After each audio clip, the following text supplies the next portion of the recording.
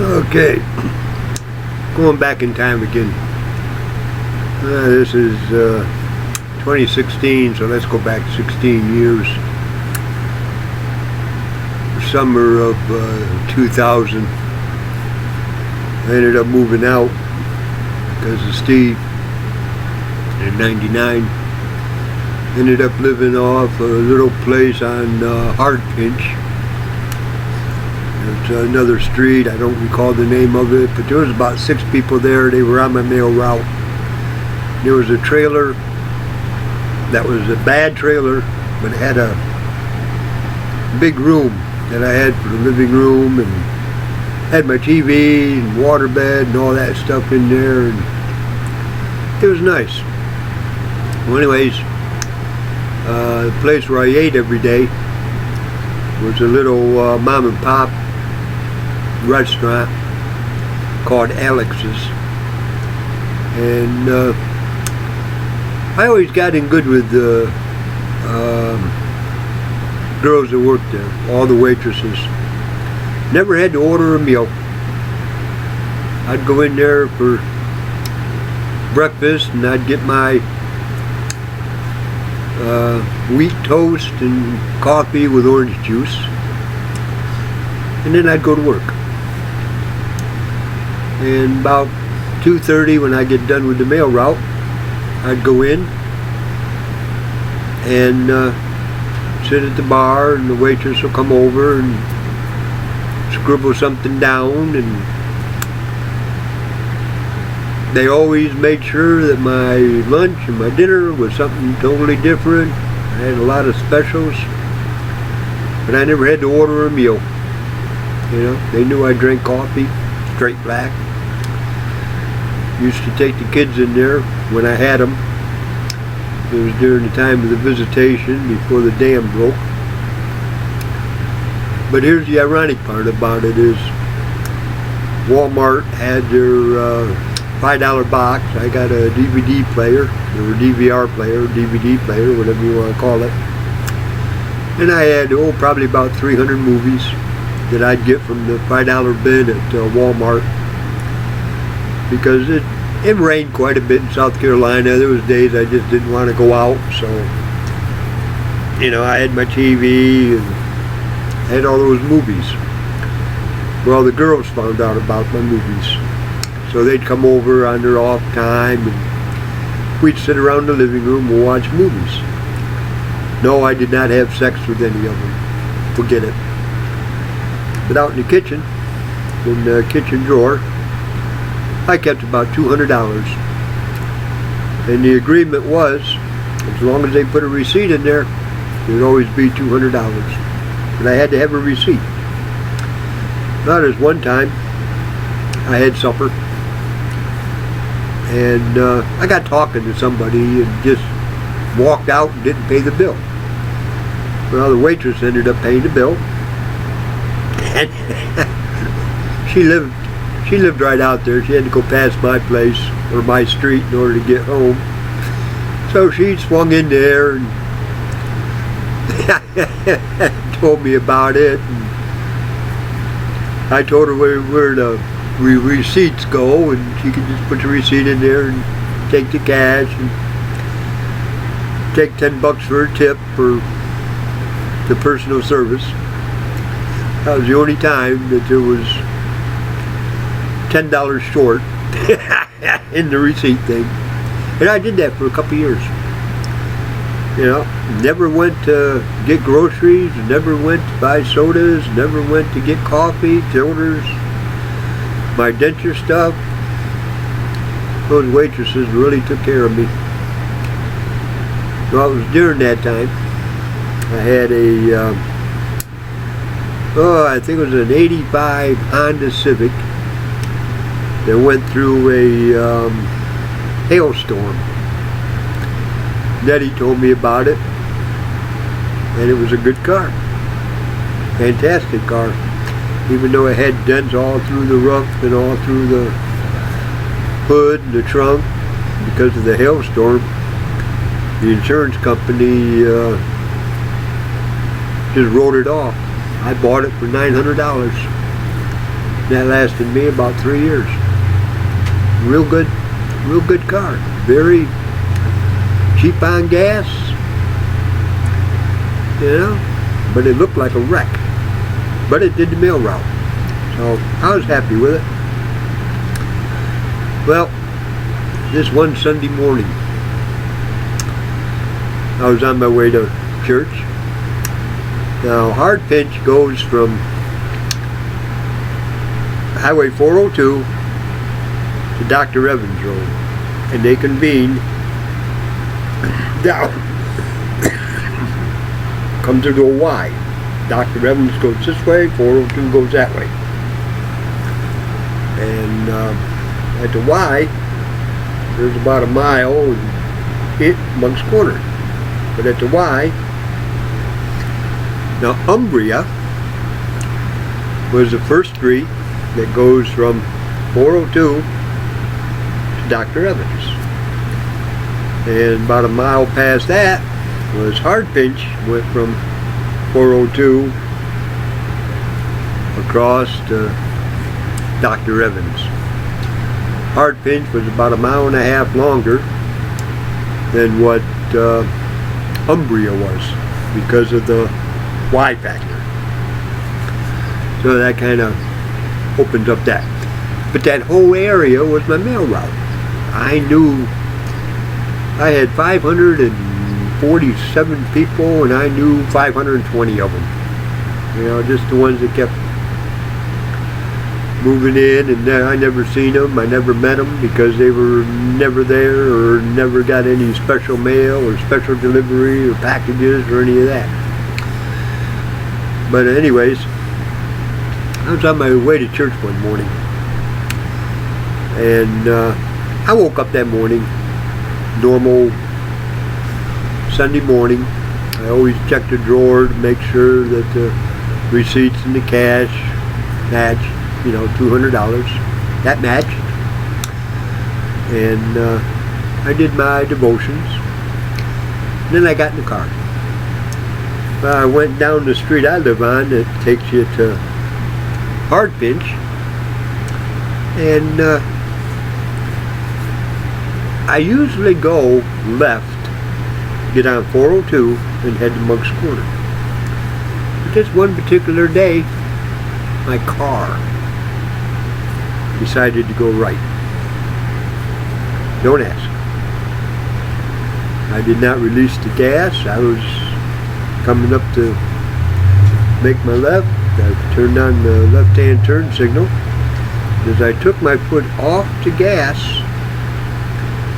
the car slowed down by itself and started going off to the right. Now, me being me, you know, like I said, I'm always talking to God while I'm driving. Okay, God, what's going on? I guess you want me to take the scenic route. Because it's a little bit longer, like I said, you know, Hard Pinch is about a mile longer than Umbria. So I decided, okay, fine, I'll take the right and take the scenic route to Moncks Corner.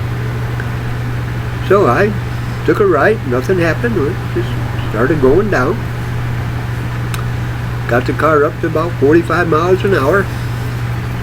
Came to Dr. Evans Road, put on my right blinker, came to a stop, turned right, and started going down Dr. Evans Road, headed to Moncks Corner. Well, like I said, there's about a mile between Hard Pinch and Umbria. Well, as I was headed, I did not take my foot off. I'm doing 55 miles an hour going down Dr. Evans. I got it up in about a quarter mile to 55 miles an hour. And I was approaching Umbria. Used to call it an umbrella. The car, without me moving my foot, slowed down enough to where it started to turn to go on Umbria. So I put my foot on the brake because we were still going a little bit too fast, like 30 miles an hour. So I put my foot on the brake and slowed it down. And Okay, God, what's going on? I turned and went down Umbria. So I started laughing at myself, saying, well, God, apparently you're making me do a big old number S to get to church this morning. So I started going down Umbria. Well, I cannot think of the name of that street, but about 3/4 of the way down Umbria, or all the way down Umbria, is Cordville Baptist Church.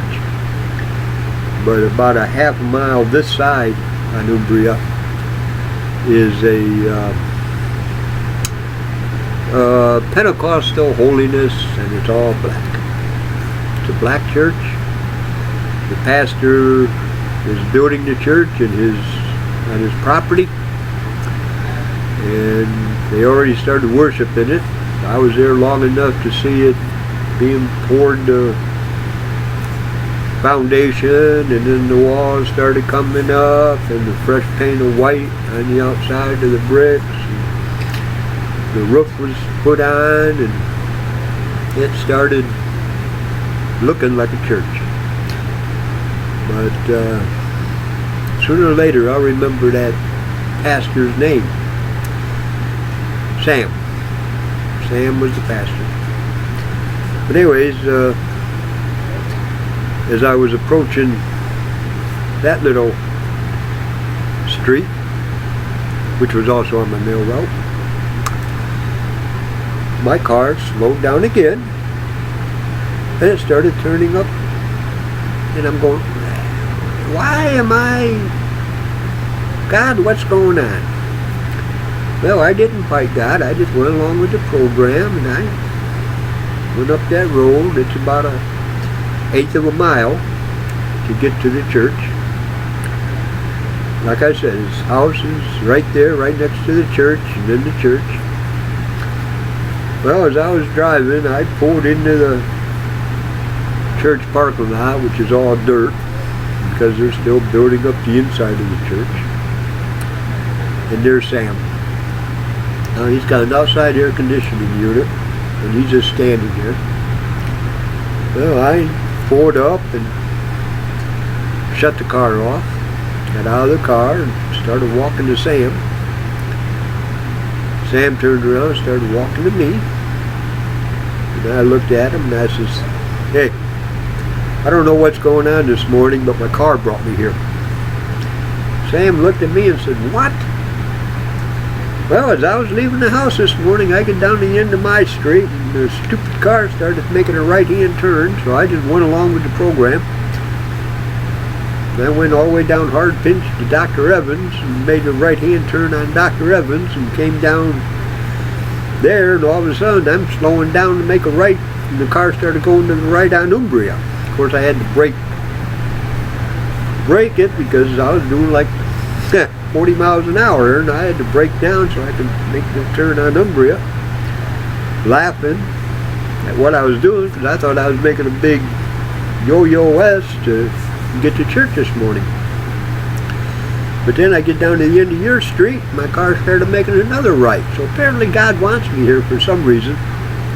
What's going on, Sam? Sam just looked at me, and he goes, Gene, this isn't answering my prayer. And I went, what? The air conditioner's not working, and I can't get an electrician to come out here. So we got a guest speaker coming, and right now the church is 110 degrees. And I looked at him and I went, well,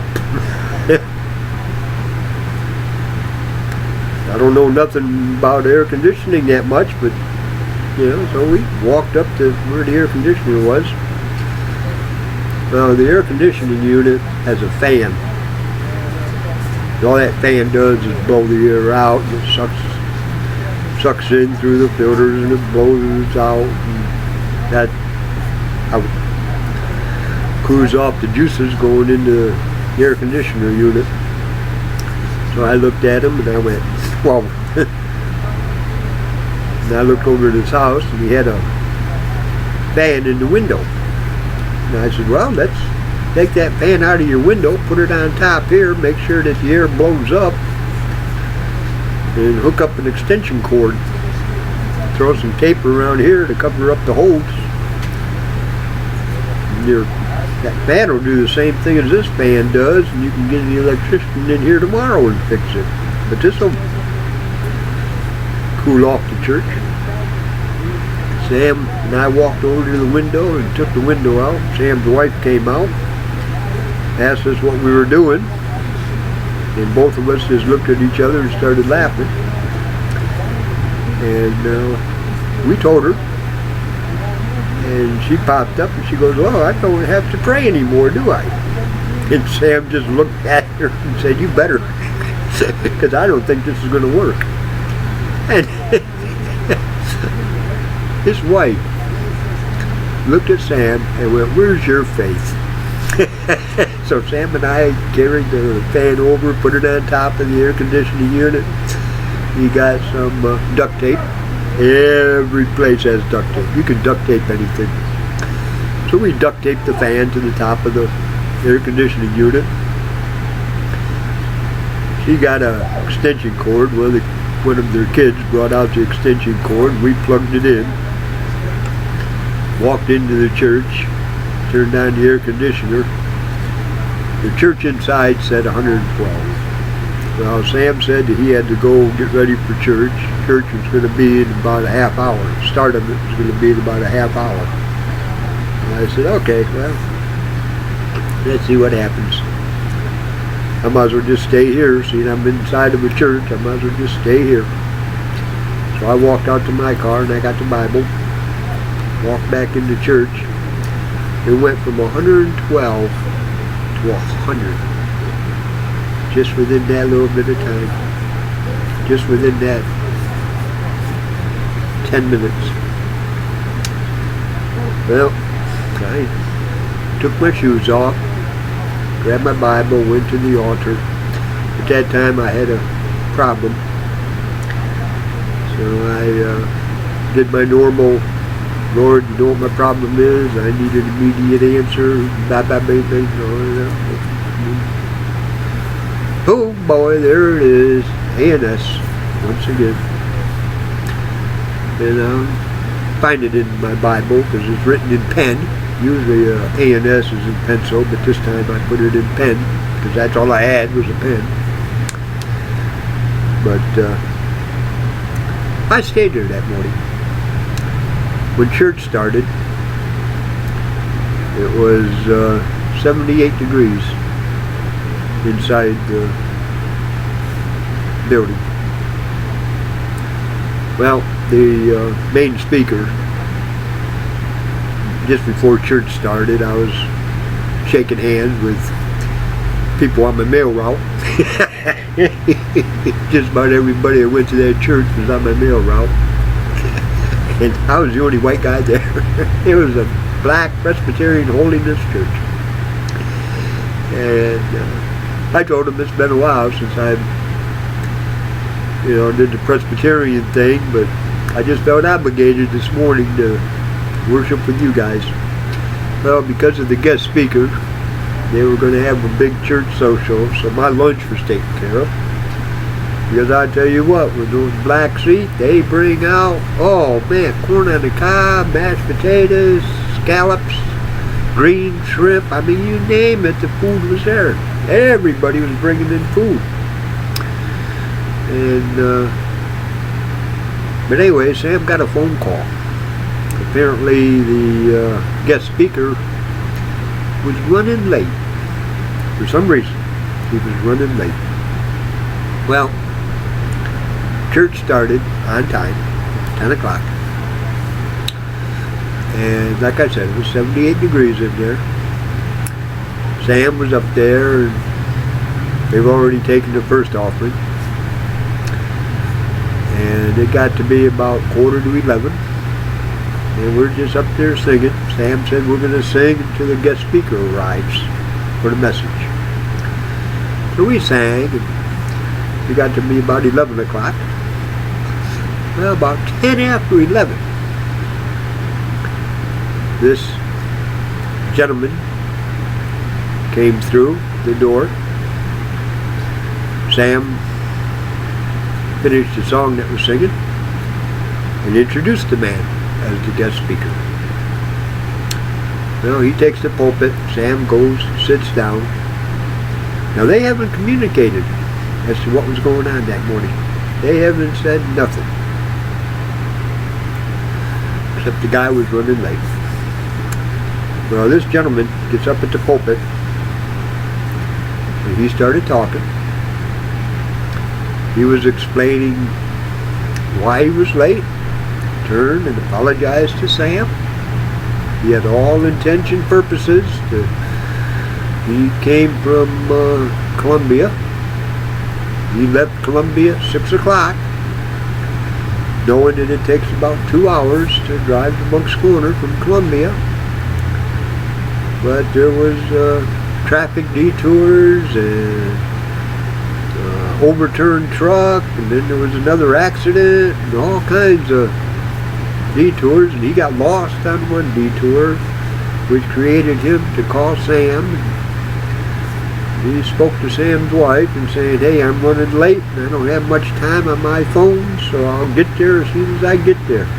But he couldn't talk on the phone because he didn't have either not enough battery or not enough time or something. Something was going on with his phone that he couldn't talk. So he knew nothing. Well, he gets up there, and after he brought everybody up to date as to how his day started, he popped up and he goes, "We all have days like," and then he stopped. And then he looked over at Sam. And he goes, "Sam, do you realize you got a white man in your congregation?" And Sam goes, "Yeah, we do today, sir. We do today. We do today." That man looked at me and he goes, "I don't know the situation. I don't know what's going on. But you are the reason we're having church here today. Now I'll find out during the meal why you are here. Because that's going to be my number one priority, because I have never been a guest speaker at a church that had a white man in it. This is a first for me." And I looked at him and I said, "Well, it's a first for me too, Pastor." And everybody started laughing. Well, about 1:30, the preaching was done. And I'm standing in line, I'm getting my food. Sam comes up to me and he goes, "Gene, Pastor wants you to eat with us." "Okay, no problem." Got my food. They had set aside a guest table for the visiting pastor. They had him and his family separated. Then the tables were all put together, and his room's right in the center. Well, I went over there to the center. Sam and his wife were sitting there. The guest speaker and his wife and their family were sitting there. The man just looked at me and he goes, "Well, can you explain why you're here today?" And I just started laughing. And I said, "Did you see that Honda Accord out there with all the dents in it?" "No." "Well, come on, let's take a walk." So I took him outside and I showed him my car. And after I showed him my car, I said, "That's the reason I'm here." And then we turned around and started going back into the table, and I explained to him exactly what happened that morning. I did not move my feet, but my car made a right. Then the second right, I made myself. When we got down to Umbria, It decided to make a right without me taking my foot off the gas. And when I got down here to this road here, and I named the road, I can't think of it right now, but let's just say Sam's Road.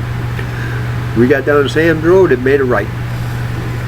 So I decided, well, apparently God is telling me to go to that church. And when I pulled up in the parking lot, there's Sam standing by the air conditioner. I don't know nothing about air conditioning, but I do know that that fan blows the air out, which creates the cold air to go into the building. So I told Sam, let's just take the fan out of the window, put it here, run a wire, put duct tape around it, and put it on high, and that'll cool off the building, which it did. That pastor just looked at me and went, "You are a living miracle." No. Nope. Nope. I fought my car the whole way here. I questioned. I thought there was something wrong with my car.